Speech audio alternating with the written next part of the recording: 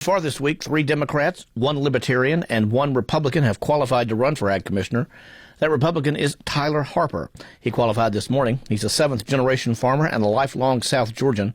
He currently serves in the state Senate, where he currently serves on the leadership of the Natural Resources, Public Safety, and Agriculture committees. He joins us now to talk about his campaign. Hey, welcome to the show. Thanks for being with us. Hey, Mitch, glad to be with you, and great to be on this morning, or this afternoon. I'm sorry. It's been a long day. I understand. I feel you. But yes, sir. But great to be with you this afternoon. Thanks for having us on. I'm glad you're with us, too. Tell me why you decided to run for Ag Commissioner. Well, you kind of alluded to it a little bit. You know, growing up on a family farm and being a 7th-generation South Georgia farmer myself, plowing and tilling the same piece of dirt that's been in my family, and somebody in my family has tilled for over 125 years.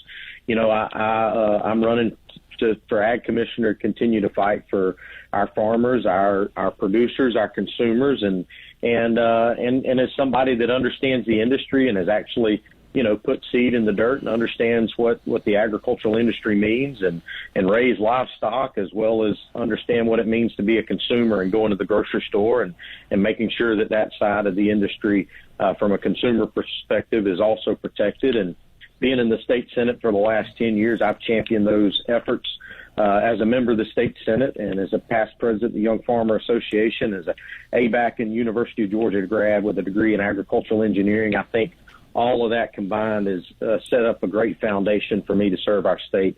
As the next Ag Commissioner, I look forward to that opportunity. As you know, agriculture is Georgia's oldest and largest industry, $74 billion economic impact each year. We grow everything from peaches and peanuts to corn to Vidalia onions. Poultry's big up in our part of the state. Agritourism is a growing sector of the industry. There's an awful lot good about agriculture, but what do you see as the biggest challenges facing farming in Georgia? I think, you hit real quick. You know, Georgia agriculture is our state's #1 industry. And, you know, we wouldn't be, in my opinion, the #1 state for business if our #1 industry doesn't continue to thrive. But and we've got to continue to fight to work to ensure that industry is put at the forefront. And I want to do that as the next Ag Commissioner, and addressing a lot of issues, from putting our farmers, our consumers, and our producers first, and building on the Georgia Grown program and investing in that next generation, among other things, and ensuring that our food supply, food safety, and our supply chain are all protected and all continue to run on time. But you know, as part of that, there are issues in agriculture. Some of those include access to capital for a lot of producers and individuals in the agricultural industry, and getting access to that. We have a labor problem in agriculture, just like we do in a lot of other industries, and finding that labor source to help make sure that those crops are being able to be produced and harvested and got to the market for the consumer to purchase. And all of those combine together to ensure that we're keeping those costs down for our farmers, which in turn keeps costs down for consumers. There's some things we can talk about on a more national scale, and even a more international scale. On the national scale, if you're looking at that, you know, the WOTUS, Waters of the U.S., which the Biden administration is trying to reinstitute, it could be very harmful and detrimental to the agricultural industry, not only here in Georgia, but across the country. And that's a challenge that we would face in those new regulations coming down the pipe, but also the situation we see going on in Ukraine right now with the Russian invasion there. Not only have we dealt with escalation of prices through inflation, but we're dealing with that additional escalation through the conflict that's going on there in Ukraine. Input costs for the farm are skyrocketing. Fertilizer prices are skyrocketing, which in turn causes those costs to be increased at the retail level at the grocery store. And even though those costs are going up at the grocery store, the farmer on the farm is still seeing the smallest share of the retail dollar back to the farm that we've ever seen in our industry history. And so we've got to work to address those challenges and ensure that supply chain keeps moving and is keeping on time, and having somebody that comes from the industry, is part of the industry, that has their own farm. I have a peanut, cotton, timber, beef cattle operation myself. I think it's important for us to put people like that in that position, because we know what it's like. We understand the issues, and we'll work every day to solve those problems to ensure that it continues to be an industry we can be proud of and continues to be our number one industry to ensure that that food's been put on everybody's table. You mentioned the price of fertilizer. What's causing that to go up? Well, it's a lot of the issues. Well, one, it's, inflation has some to do with it, but also the problem we're seeing overseas. We do source some of our products for fertilizer from overseas. We also, natural gas is involved in production of some of that, and we're seeing some escalations there. So it's a lot of the conflict that we're seeing on the international level or in that international conversation, and so from that part of the world, some of those products are sourced from there, and because of that, it's caused the escalation in pricing. As you mentioned, you've been a farmer your whole life. You've got a farm that's been in your family for generations. But a lot of small family farms are disappearing across the country. What needs to be done to protect small farmers?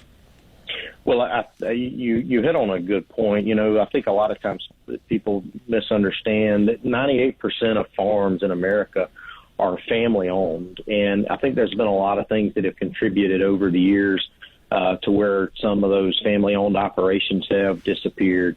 I think we've got to continue to provide policies and resources in place that allow those to continue to thrive and passing undue burdens and undue regulation on down to the family farm, whether that's the death tax or WOTUS or other things like that, and finding ways to increase that share of that retail dollar. A lot of that has to do with that because those family operations are dealing with a significant brunt from those cost escalations. And this year we're going to see that as well with the significant increases in prices. It's going to be a tough from that perspective this year in regards to agriculture and being actively involved in the production side of agriculture. And, we've got to continue to work to find ways to ensure that we have a voice in the room, a voice at the table, a seat at the table when those conversations are going on that impact those issues. And I want to be that person, and I'm willing to go to fight for our farmers and our consumers and our producers, and fight from it from a perspective of somebody that understands it, that's actually driven a tractor, that knows what it means to be involved in the industry. And we're going to fight every day to ensure that we're putting those farmers, producers, and our consumers first, because at the end of the day, the Department of Agriculture touches every Georgian every single day, and we've got to ensure that we're providing that service that the department is expected to provide, at the same time being that champion for the state's number one industry. Tyler, I grew up in Early County, and I knew a lot of farmers growing up, and it didn't matter how good they were or how up they were on technology and current trends. The weather could devastate a crop, and there was nothing you could do about it. What do you think the government's role is in helping provide relief in situations like that? I think you hit on something that, at the end of the day, those of us in the agricultural industry are subject to the weather, and we're subject to the graces of our good Lord, and a lot of times we do wind up in situations that are devastating. I think Hurricane Michael is a great example of that a couple of years ago, where Hurricane Michael come through our state and devastated everything from the timber crop to the cotton crop to poultry houses, among other things, and that caused some significant issues. And I think through that we learned some lessons. I think the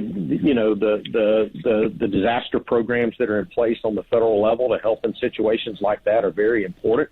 We got to continue to find ways to ensure that we those are sustainable for the long term. But at the same time, I think there's better ways to deliver those resources. And Commissioner Black and others worked to put together that block grant program that the State Department of Agriculture was able to operate and fund and deliver that aid to our producers in a more timely manner. And I think the states should probably play a little bit bigger role in that of disaster assistance and working to provide those resources to our producers. And I would like to see us have a little bit bigger say in that regard. And I think there's ways that we can do that.